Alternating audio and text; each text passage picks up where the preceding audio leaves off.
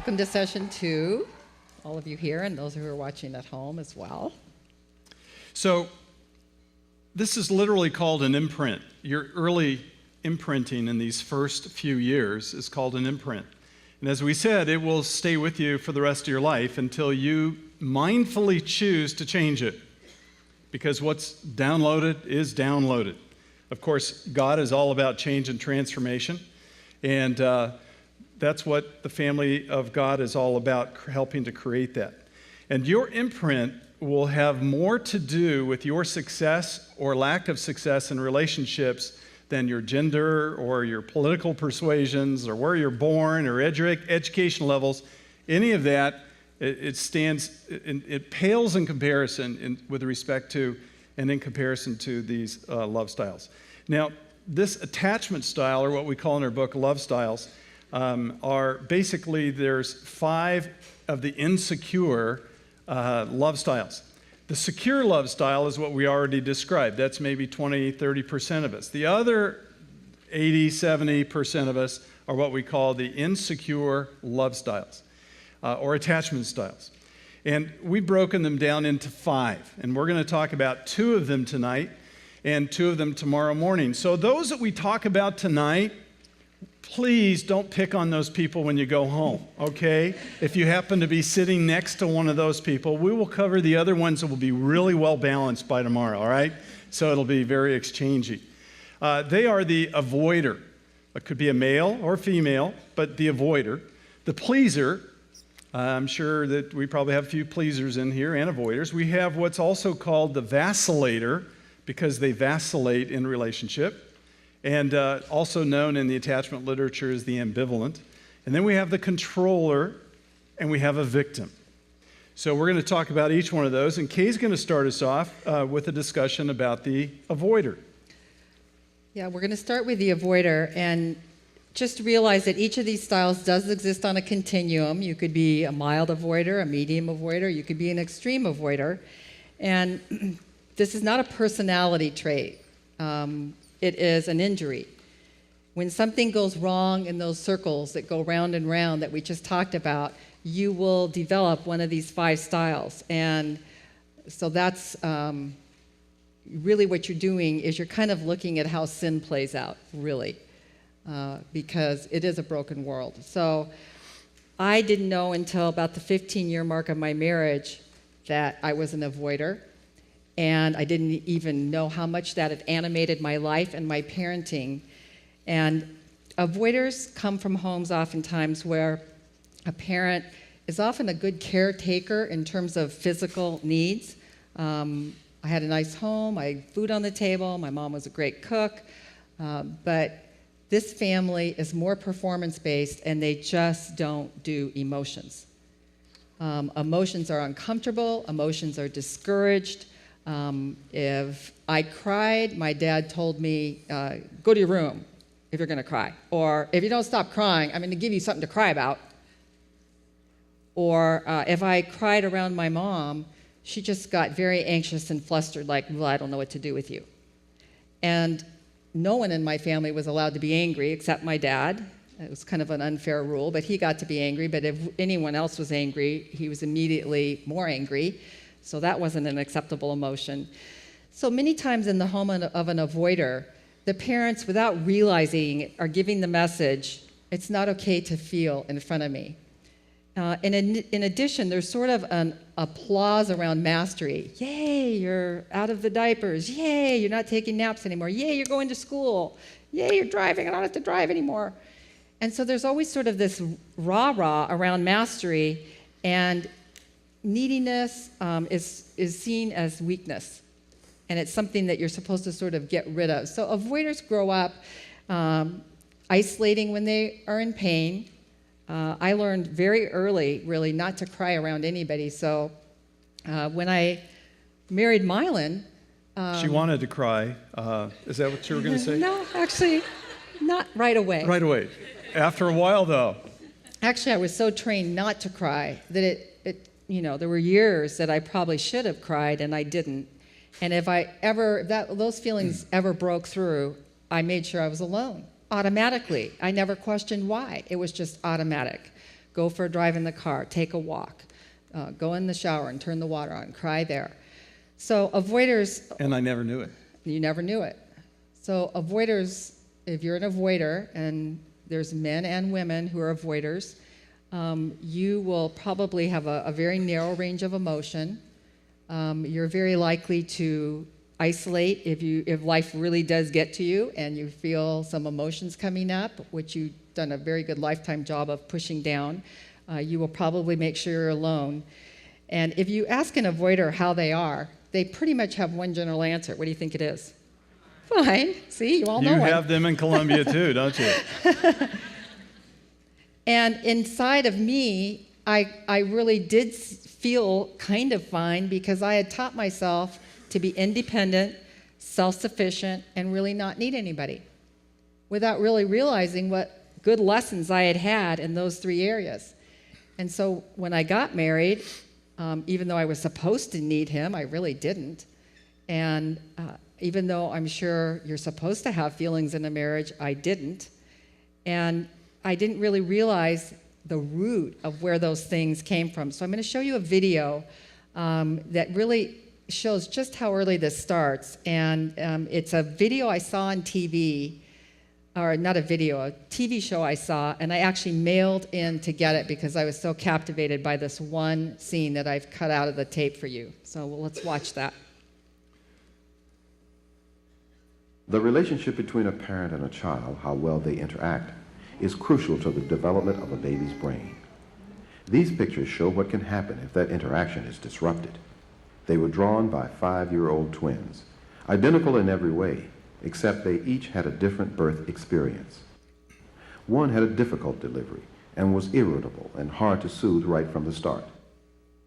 The other, who had no problems at birth, was immediately warm and responsive, making it easier for the mother to interact.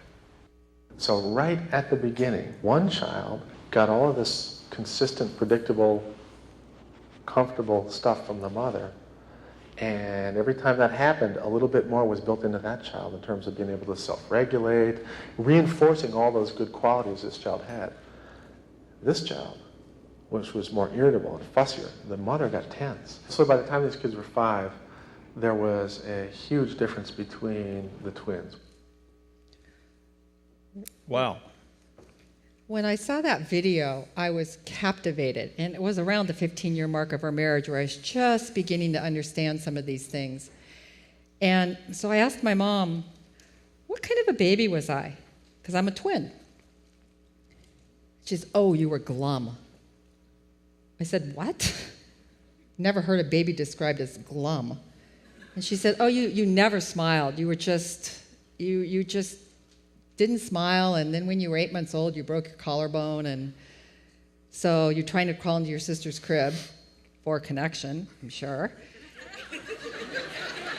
Because we were in separate cribs. And my mom got some well-meaning but bad advice to make sure we had separate identities, and so she took that to an extreme, and we had separate everything. And not long after this, my sister put all our early movies onto video and gave it to us all for Christmas. So I began to watch. My dad was a camera buff, and so even though I was born in 1951, he had footage of us as babies. So I want you to watch this next clip and guess which one I am, and we'll talk about the implications of what you see.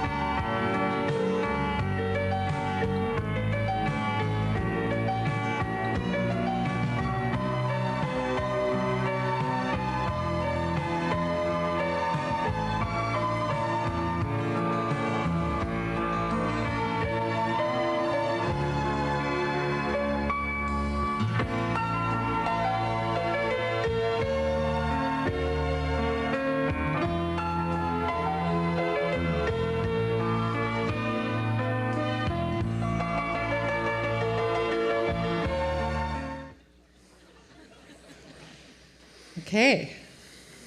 Which one am I? Yes. Okay, what do you notice? What'd you say? She didn't seem happy. Yeah. And her mother kept trying to make her right. She looked overwhelmed. My mom or me? Yeah. It was too much, you're right. She was overwhelmed. Yeah. It's a great point. Yeah, well, for one thing, there's a bright light on that camera in those days. But it's still a very important clip because you see the anxious interaction of my mom trying to get me to respond, and I just will not make eye contact. And one of the things that Mylan began to learn about me as an avoider is, especially if something was bothering me, and I wouldn't even know it was bothering me, he would say, you know what, you haven't made eye contact all day. And I'm like, I haven't? He said, no, I think something's bothering you. This is, of course, when we started to grow and understand these things. And if I went and got my journal and I went and got a feeling word list, within 10 minutes I'd be crying. Sometimes I would know why, sometimes I wouldn't. But I was like, oh my gosh, he was right. Something was wrong. But I had so learned to dismiss it and get rid of it that it took someone else, first of all, saying, I think something is going on inside you that you're not aware of. And that's so true for avoiders. A lot of times, something is going on, but they're so good at dismissing it, they don't even know it. And so their spouse will say, what's wrong? Or I think something's nothing, I'm fine. And their spouse is like, no, I can tell something's going on. No, I'm fine. So if you're an avoider, you need to really start to learn to trust your spouse that maybe there might be something down there if you're willing to sit down with a feelings word list and really look. I think what you're going to find in most avoiders is that they're very even. They don't really do this. They're kind of very even, and that's why people marry them, because especially if they had a family that did this or an angry parent, they love the evenness of the avoider until they find out there's basically nothing there. But avoiders tend to be very even. They avoid emotions in themselves. They can be very gregarious and outgoing. They can be a great salesperson. Mm-hmm. They can be a great pastor. They can be a great person at work. By the way, you're not an avoider, so your pastor isn't. We'll get to him tomorrow. Yeah, we'll get him tomorrow. Our next book is going to be on Carol and Pete. So we had such a great lunch today. We're going to write a book about them. I'm just teasing. Sorry, Carol. We didn't. Sorry. Just a joke. So avoiders show their love by doing tasks. They're task-oriented people. They're big on responsibility. If you want a job well done, give it to the avoider. They'll probably do a great job on it. But they don't really feel much unless you push for connection. And they'll try and give it whatever it is they think you want. The trouble is they don't have memories of comfort. They don't have memories of connection to know what it is you're even talking about. And so many times when I'm working with a couple and one of the partners is an avoider, I start there because until they've tasted connection, they don't even know what it is they're missing. So tasting connection means that you go down to vulnerability and to feelings, and you see in someone's eyes that they care about you, and you can take it in. It's hard for avoiders to take in. No, that's what you meant, though, when you said there's nothing going on, and you kind of went like this. I don't want to let people think that if you're married to an avoider, you're an avoider. There's really nothing going on, because there is.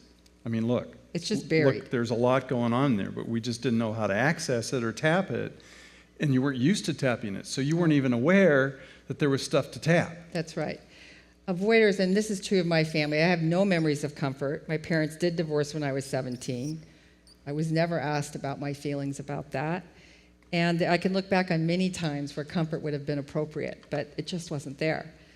In addition, no one ever asked me about my internal experiences. What's that like for you on the inside? You look sad today. What's going on? What are you feeling? What are you thinking? So when I started to grow and to learn that I had to develop my own self-awareness and start to understand what did I feel, because if you don't know what you feel, I found, you won't know what you need. Feelings linked to needs. How long did you have a feelings word list in your journal and on the refrigerator? Oh, gosh. I think for 2 or 3 years I had and there's a feeling word list in your packet, And I had that on the refrigerator because I literally had to go look at it all the time because I wasn't trained to be aware of my feelings when I was growing up. And I didn't know how to identify them. But if you're sad, you need comfort. If you're mad, you need to sit down and talk and problem solve and try and get to the root and see if you can work that out. If you're scared, you need reassurance.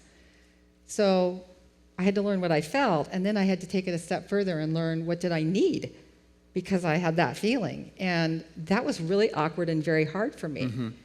So the feeling wordless was a big help.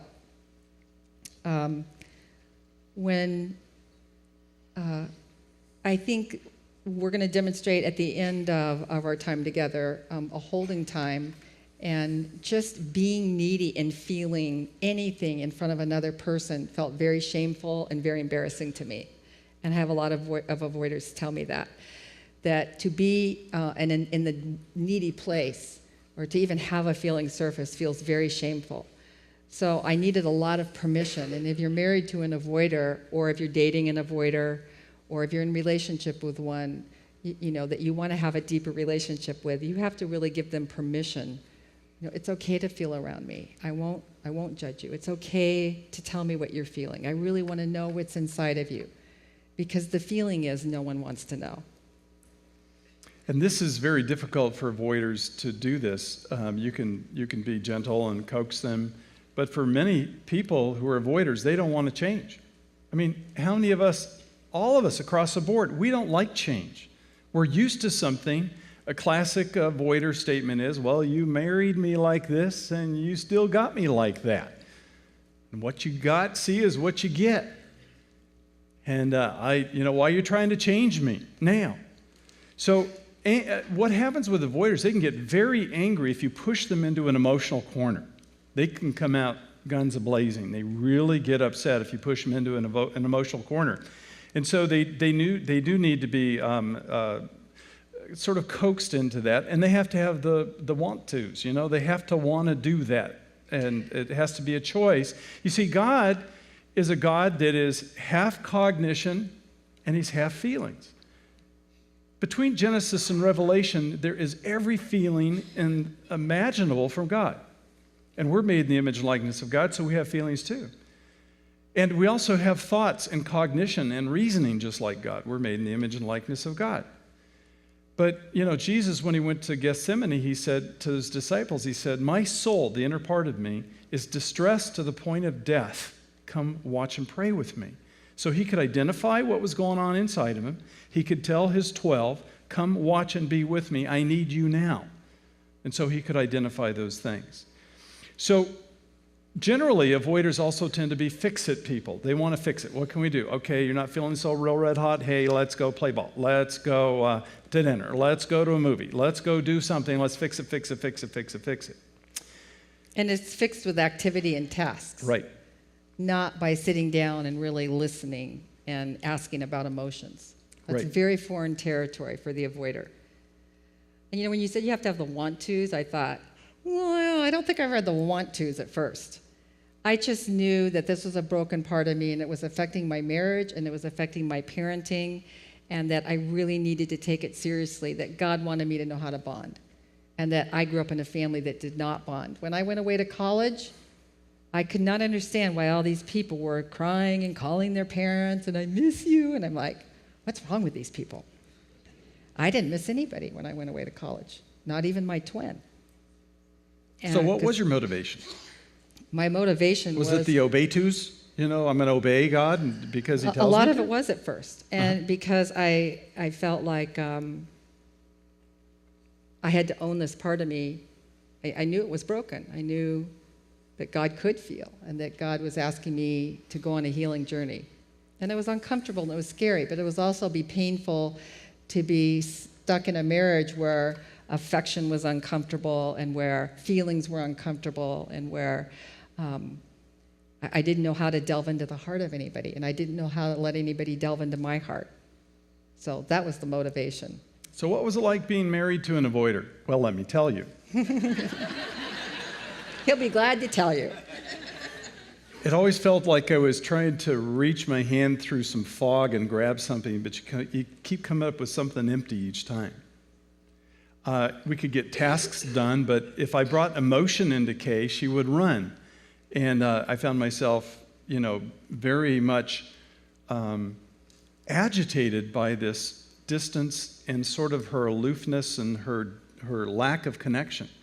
So that started anxiety in me, and so we were kind of like Pac-Man, I'd sort of, chase her around like this, and I could never really kind of catch her. And then I get mad, and then I pull away, and so it was really just hard to connect. Now, we could have fun, we could be spiritual, we could talk, but just to try to get with emotions is when you began to kind of pull away from me, and I was overwhelming too. What was it like to have me if you were an avoider? I know you said at times I was overwhelming. You felt smothery and too needy. Yeah. We'll talk about that tomorrow when we talk about the pleaser. Oh, no, we're No, going to talk about that's tonight. tonight. Oh, Yeah. goody. Yeah, I'll tell that's you what it's tonight. like to live with a pleaser. Yes. Okay, let's talk about avoiders as parents. Think about what problems I would have as a parent. A baby and a little child is just one big bundle of feelings and needs. That's all they are. And so luckily his family, he came from a family from the Midwest that was very affectionate and very... Sugars is what they call them. There were 10 sugars on this cheek from every aunt that I would meet and see, and then there were 10 sugars on this cheek, and it was just, just lots of...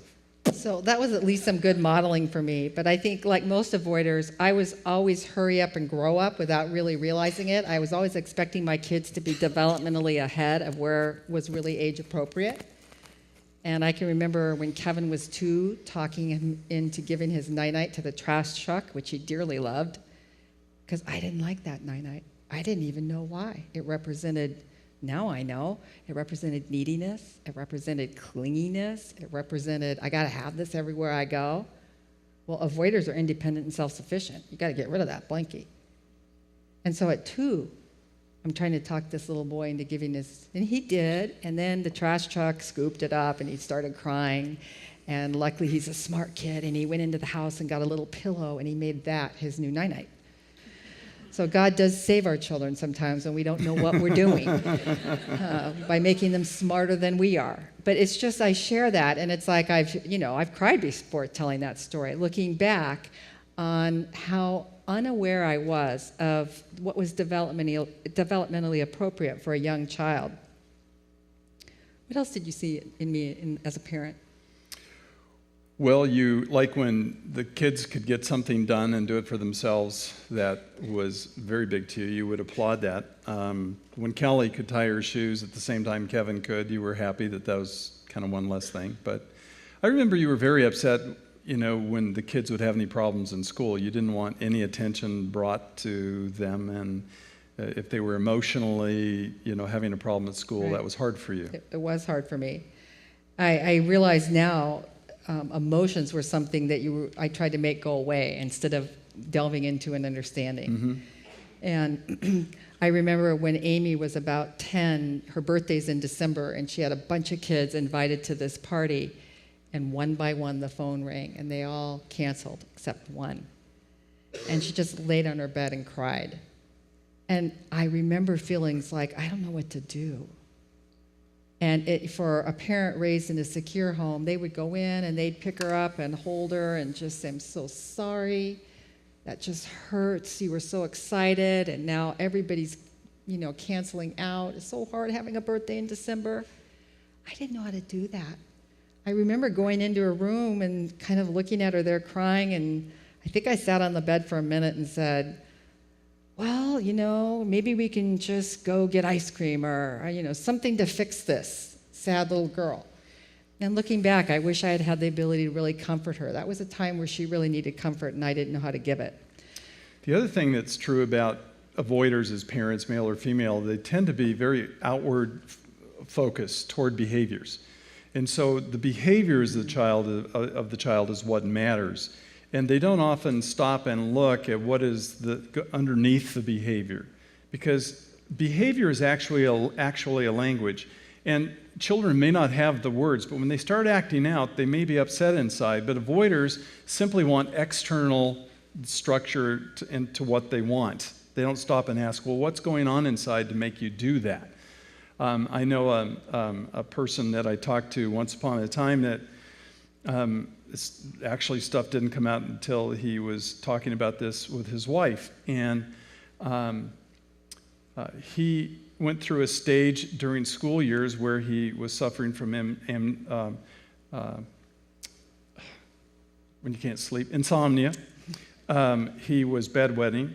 He was having night terrors, and he was getting poor grades in school. They thought he had ADD, ADHD, et cetera, et cetera, et cetera. And his parents never asked him what else is going on in the house.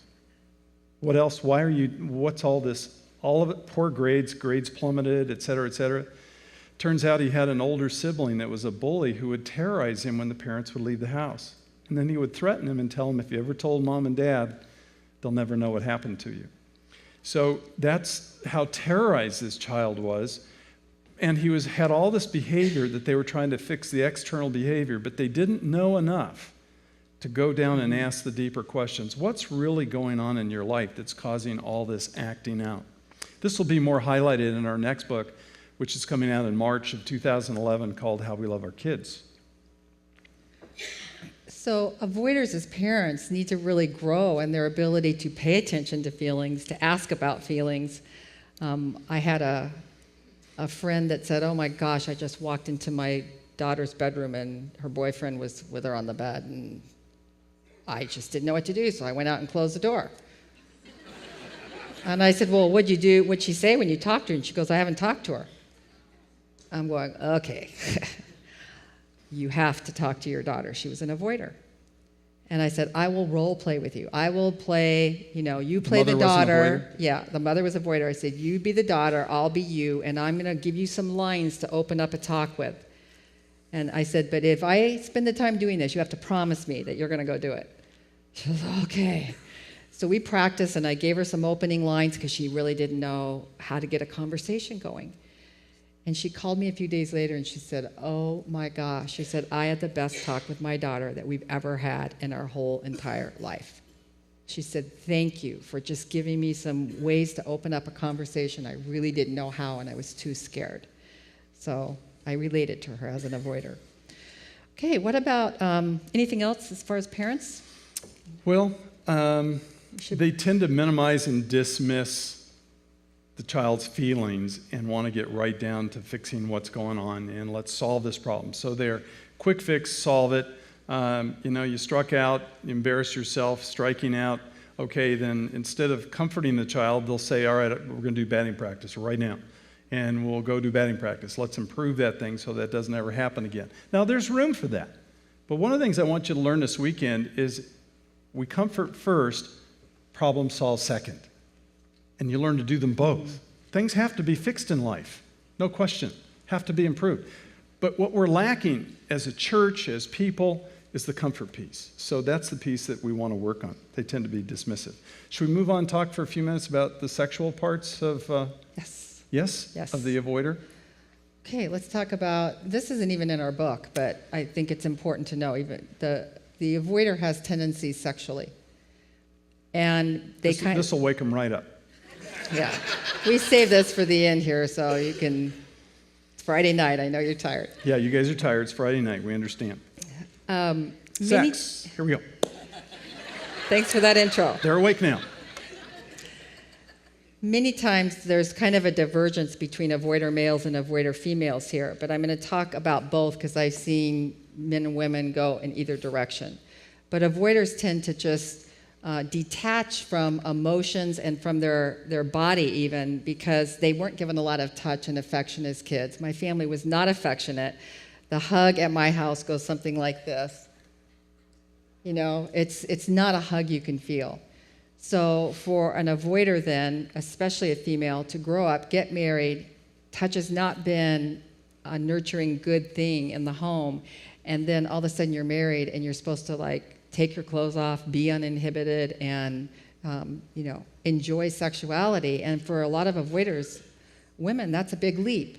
It's also a big leap for some avoider men. I've worked with some avoider men in my office who have a lower sex drive than their wives, and they're almost always avoiders because the leap between no touch and no affection to a sexual relationship is just too big of a leap. On the other end of the scale, when you grow up in a home that's devoid of a lot of good conversation, devoid of a lot of good touch, devoid of a lot of connection that you can feel, and you're a young adolescent and you discover sexuality, and especially if it's connected to pornography, that is like a wowzer good feeling. So you've kind of gone through this home that's sort of flat and non-engaged, and then you discover sexuality, and it's like this amazing good feeling that's just such a contrast to the home environment that it can become very addicting and very sought after, because it's replacing and making up for a big lack over here. So a lot of times, and I'm not saying all avoider men are sex addicts, please don't walk out and say that. Please don't. But an avoider home for a male and for even some females is a setup for a sexual addiction, because it's such a powerful feeling. And a lot of times avoiders do kind of tend toward a little bit of a depressive state, and it's a big wake up, adrenaline rush. And so, many times, of course, no one's talking in this family, so a child can be on the internet, or they can be, I worked with an avoider man who was molested by his neighbor for years, and nobody ever knew, and his parents never knew. He really struggles sexually. I've worked with another man that was an avoider and was introduced to pornography, found it under his dad's in the bedroom somewhere, and his parents both worked, and he looked at it every day after school. And that turned into an addiction that, of course, impacted his marriage later on. So it's really tragic what can happen when you don't have a lot of warmth and affection in a home. And it really can cause sex to take on a bigger, for a lot of avoider men who are into sex, and even if they don't have a pornography addiction, sex is the one way they connect. They really can't connect emotionally, but they can connect sexually, and it is a good feeling, and sometimes it's the only good feeling. And so they like sex, and they want a lot of it, and their wives want emotional connection, and so it becomes a battleground many times in that type of a situation. It's kind of a non-relational type of sex. There's not a lot of gazing into one's eyes, there's not a lot of talking, there's not a lot of connection, there's not a lot of dialogue and rapport in the sexual relationship with the spouse, male or female. It tends to be more of a sexual act. Especially avoider males tend to objectify women or objectify sex, and that a female is an object.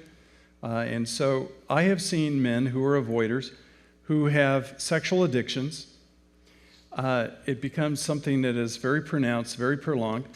And then all of a sudden, when a real live person is there, and the person is really a live individual, not a fantasy person, but a real person who has a mind, will, and emotions, who's also made in the image and likeness of Christ and has thoughts and feelings, they don't know what to do with this real live person. Their mind has been in this fantasy world where they're king, where they can control everything, and this fantasy person does whatever they want them to without any interpersonal interaction. And so sometimes men who struggle sexually in their relationship with a real person can often, it's not a problem with the inability to function sexually, it can be very much a problem with their mind in making the adjustment to a real live human being. And so what happens is they often don't want to talk about it, but it is a difficult point for a lot of people, male or female, and this area of sexual connection can be a struggling point. Oftentimes, though, the sexual male, or the male who's an avoider, will feel like they are sometimes the most open to talk after they've had sex. Mm-hmm. They're the most likely to have some emotional connection and nurturance, et cetera, afterwards.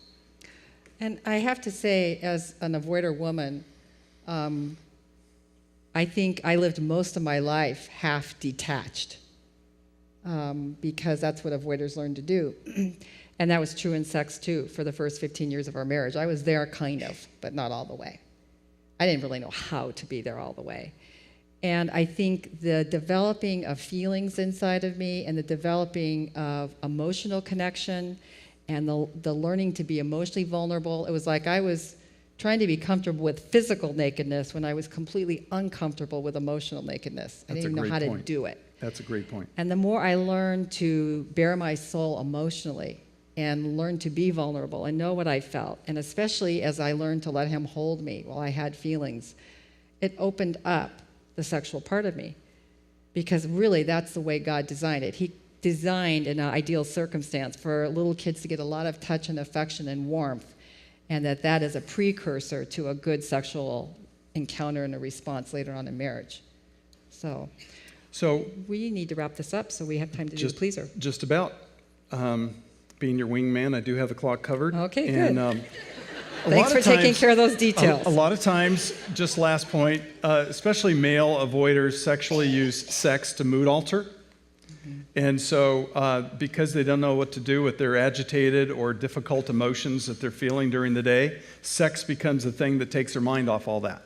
So sex can have sexual addiction. That's how it develops. Remember we were talking about if you don't know how to have your emotional needs met relationally, you'll turn to other addictions, and sex is one of them. I highly recommend the New Life Ministries, the radio show I'm a participant in, has Every Man's Battle. It's a weekend, and it begins to help bring the male into the awareness of, hey, here is God's design, here's who you are as a person, here's where the enemy loves to take it, and here's what a woman is, and here's how we can begin to change our focus. I think the power of the men that we've talked to that have been to that event, their number one thing they say is the first time I've been real in front of another human being in my entire life. Right. So they've experienced for the first time a level of vulnerability, and it is actually very attractive to them. So then those groups often stay connected by phone and by internet emails and so forth. Hey, and I tell everybody this, and I will say this publicly here, and we spoke to 380 women a few months ago, and I told them this too. But from junior high, high school, and college, I was addicted to sex. It was a daily thing that consumed me absolutely every day. And I've had to work myself out of that hole, and I've been able to maintain a place where that does not have the power over me anymore. And I had a surgery 2 years ago to repair a mitral valve in my heart. And I did a run-through with a good friend of mine and my son. And I took him through my office. I showed him everything, where everything is in case something happened. And I almost did die with a secondary problem. But some of you were praying about that. Thank you very much. And I'm just doing fine, I'm alive and well. But I told him, I said, if you go through my office anywhere, you'll find no secrets. None. You'll find no secrets. We got a radio call just 2 weeks ago from a lady who said, I don't know what to do with myself. I am just going nuts. She said, my husband died 6 months ago. He was a family hero. She says, I went in to clean out his office. And she says, I found pornography sites of all kinds. She says, I found emails with call girls and prostitutes. She says, my family still thinks of him as a hero. I want to dig him up, rip him out of his grave, and choke him to death. And I don't know what to do. Should I tell the kids? We said, that's one of those times where you wish you weren't behind a microphone talking to 2 million people. I got to answer this question. Tough situation, isn't it? So, our integrity, their capacity, whether it's secret, etc., this is a real concern for us. Now, let's back off the sexual thing just for a second. Let's close with this. Back off the sexual thing. Get that. This is not the sex you're looking for. Just get that out of your mind. A little Jedi mind trick. And let's back up. Let's go back from the parenting for a second. Let's go back to the general idea of the avoider. All right? How many of you know one? Oh, okay. So they have those here in Columbia as well. Okay, good to know. Now, we don't want you to do any pointing or anything, but we're going to. And again, we're going to cover 5 styles. So if you go home with an avoider tonight, please have mercy on them with what we said here tonight. Okay, this will be the end of session 2. One more session to go.